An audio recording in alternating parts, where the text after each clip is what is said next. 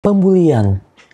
Pembulian tuh sering terjadi di masyarakat kali ini, di mana banyak kasus pembulian yang terjadi tapi berakhir dengan tragis, yang dimana korban kasus pembulian pasti sering mengalami namanya trauma.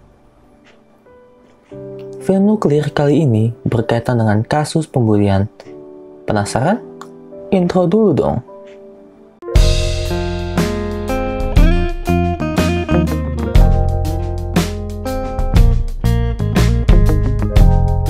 Film nuklir yang akan gue bahas kali ini adalah film nuklir dengan kode MUTR 098, yang dimana dengan judul Gadis Kalem Dinodai, bahkan kalau dia berkomitmen untuk wali kelasnya. Anyway, film ini tuh diangkat dari komik Hentong ya, dan film ini gue dapat dari Nekopoi. Oke? Ya kalian tau lah, itu adalah situs yang surga bagi kita.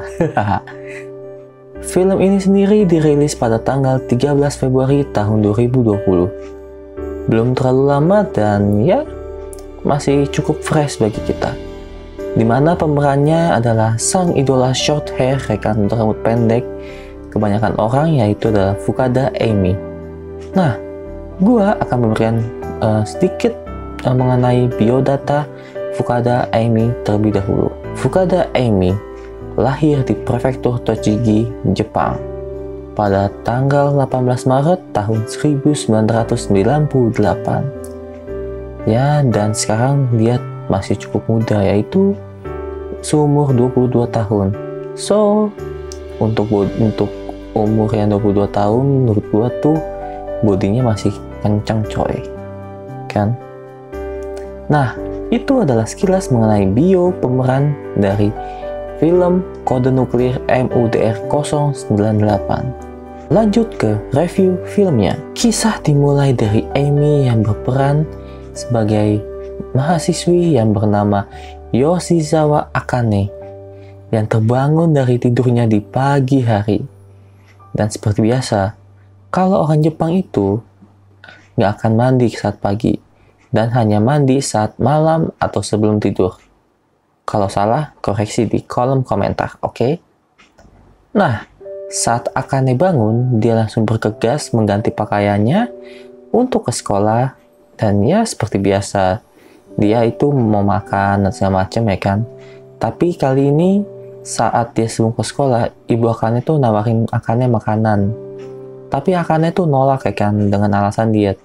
Padahal tubuh Akane itu menurut gua tidaklah gendut ya kan, nggak perlu diet, tapi itu lebih ke berisi ya kan, semok itu apa sih, sengkel ibaratnya lah. Lanjut saja langsung ke scene berikutnya. Di sini Akane sampai di sekolah dan dia sedang membaca novel di kelasnya, dan tampak sinopsis yang menampilkan bahwa Akane sangat suram, wajahnya tampak kebahagiaan atau bisa dibilang antisosial. Dan ya, kalian tahu kenapa Akane itu sarapan pagi? Itu semua karena Akane itu diejek dan dijahili karena tubuhnya yang montok atau sengkel di tempat dia belajar atau sekolahnya. Dan ada adegan, ya kan, dimana tuh senseinya tuh atau guru Akane itu sedang merekam Akane, ya kan, sedang membersihkan tempat membersihkan diri lah saat berenang ya kan, kayak jenis toilet gitulah, tapi masih pakai baju renang gitulah. Jadi skin itu menurut gua cukup menantang ya. Skin berikutnya berganti ke adegan di mana Akane sedang membersihkan papan tulis, di mana seharusnya Akane itu tidak piket di hari tersebut, yang melainkan tuh teman-temannya yang piket ya kan. Nah, tapi teman-temannya ini menyuruh Akane untuk mengerjakan piket mereka di hari tersebut. Dan ya, Akane dibully dengan cara ditembak senapan air ke tubuhnya. Jadi kayak dibasah-basahin gitu, ya kan. Dia dibuat basah. Dan ya, adegan itu gue suka banget, dimana adegan itu menampilkan kesan basah, ya kan, yang cukup mengundang. Skin berubah ke Sensei Akane yang sedang frustasi, dimana tuh dia mencoba aplikasi kencan dengan wanita Ya, dan dia tuh sudah 7 kali berkencan, tapi tuh hatinya dia itu ingin memiliki gairah, ya kan. Dan lama-lama mati kata dia, ya kan. Ini gue nggak tahu alasannya kenapa mati gitu. Kan udah kencan 7 kali gitu, lo nggak bersyukur anjir. Lalu datanglah Akane ke ruangan senseinya saat pas dibully ya, setelah bully. Untuk dia tuh ngambil lembaran, kayak lembaran untuk kelasnya besok gitu. Yang dimana itu sebenarnya seharusnya tuh yang ambil lembaran itu adalah teman-temannya yang piket. Dan ya, senseinya pun heran. Kok lu yang datang? Kok kamu yang datang? Bukan teman kamu. Terus kamu kenapa ya kan? Kayak dia melihatnya tubuhnya basah gitu kan. Terus kenapa kamu yang ambil gitu? Dan Akane pun cerita mengenai pembulian yang dilakukan oleh teman-temannya kepada dirinya gitu. Seperti semprot air, ya kan, dan hal-hal lainnya. Dan ya, gurunya tuh gara-gara ngeliat tubuh Akane basah, tiba-tiba adanya tuh standing. Dan ini tuh konyol menurut gue. Oh, cuma kita udah standing ya, lemah gitu. Itu nggak bagus. Kalau kalian melihat kayak gitu tuh lemah kalian.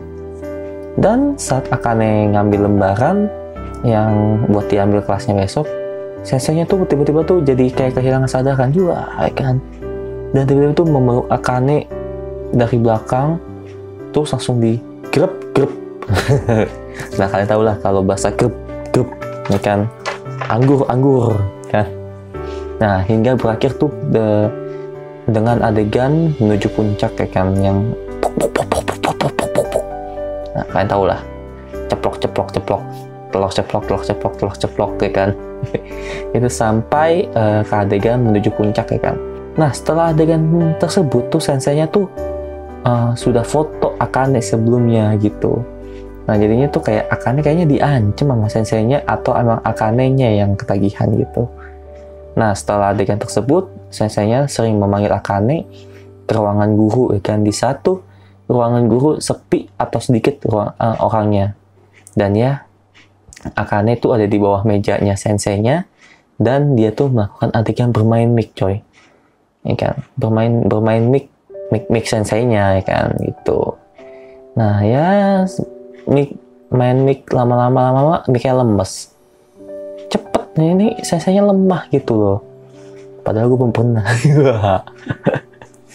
Adegan berubah ke bagian dimana Akane diikat ke sebuah meja. Dan ya, Akane tuh diikat dengan tali, dan di bagian ini tuh gantian. Jadi kan dia awalnya kan senseinya yang dipuasin. Sekarang tuh gantian, Akane yang dipuasin. Dengan menggunakan tuh alat namanya tuh mic membawa kebahagiaan. Tahu lah kalian lah. Ikan. Nah, di sini tuh adegannya gimana ya? Menurut gue tuh kurang gitu. Nanti gue akan jelaskan di akhir film, di akhir lah. Lalu ada adegan terakhir. Jadi kalau adegan dengan senseinya tuh ada 4 ya. Nah, ini tuh adegan terakhir di mana tuh adegan di sini tuh senseinya datang ke rumah Akane untuk memberitahukan bahwa Akane tuh sering diganggu teman-temannya di sekolah. Dan ya, ibu Akane tuh memohon-mohon kepada senseinya untuk menjaga Akane saat di sekolah. Dan saat sedang asik-asik berbincang, tiba-tiba temannya ibu Akane tuh datang, ya kan, kayak rumpi gitulah ibu-ibu, ya kan. Dan ibu Akane tuh ke depan ngobrol rumpi lama, dan di ruangan tersebut padahal tuh masih ada pintu gitu. Nggak ada pintu gitu, ya kan, nggak ada pintu. Jadi kalau kalian ngelihat tuh langsung ketahuan gitu. Dan Akane sama senseinya tuh langsung telur ceplok di situ. Padahal itu ibunya tuh di depan, di situ deket lah ibaratnya. Kok ibunya nggak dengar gitu ya? Depannya deket gitu jaraknya. Dan mereka melakukan ini tuh sekitar 2 kali, ya kan?